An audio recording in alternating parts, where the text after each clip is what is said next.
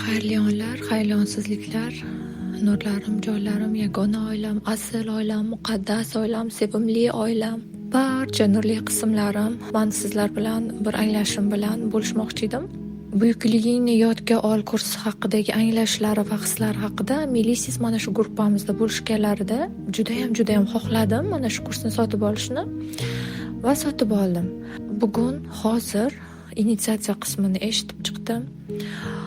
Bu kurs shunaqa ayni paytda keldi, xuddiki kosmik ota-onam menga qo'llarini uzatgandek his qildimda, shunaqa hissiyot uyg'ondi.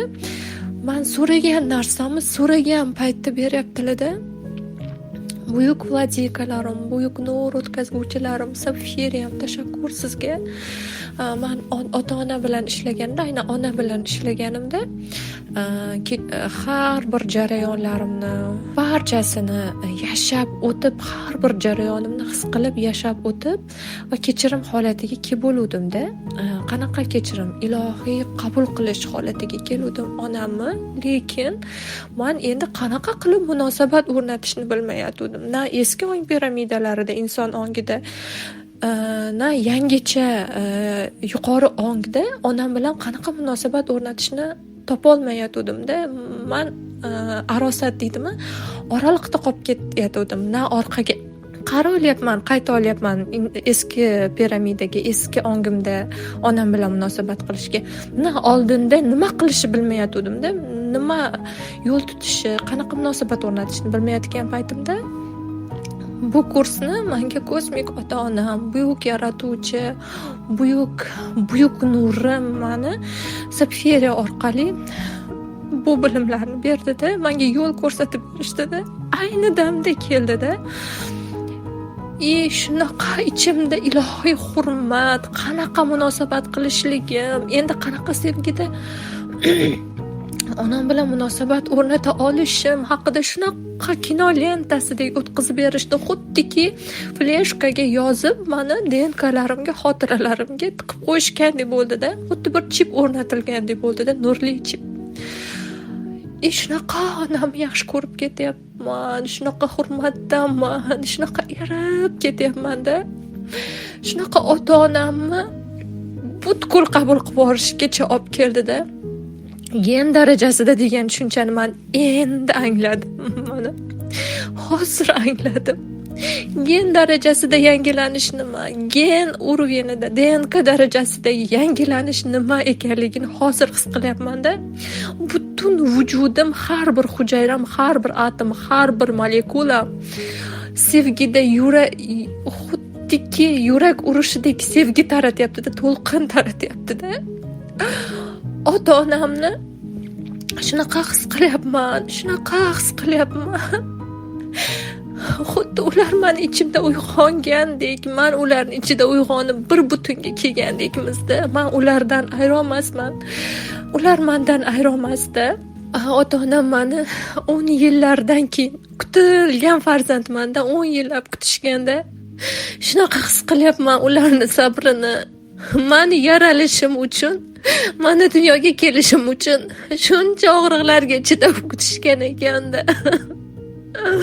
Shunaqa sevyapman ularni, shunaqa tashakkur bildiryapman ularga, shunaqa ta'zim qilyapman ularga.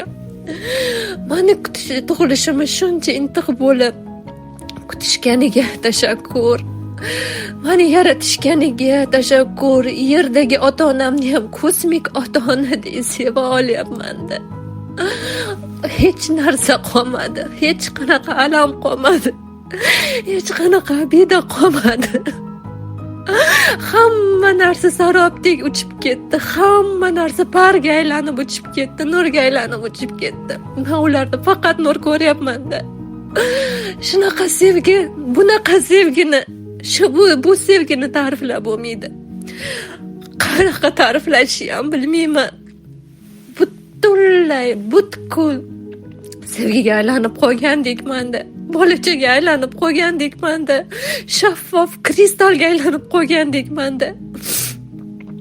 Onamni qornidalik embrion holatimni sezyapman-da. Onamni yurak urishini his qilyapman. Shunaqa mazza bu jarayon. Sapfiriya jonim meni. Sizga boshimni yerga tekkuncha ta'zim qilaman. Har bir holatimizni his qilib, bizga nima kerakligini bilasiz va yuqoridan olib bizga o'tkazib berayotganingiz uchun. Bu yuk o'tkazguvchi sifatida sizni tanlaganim uchun o'zimdan ham, sizdan ham minnatdorman. Cheksiz tashakkur jonim mani.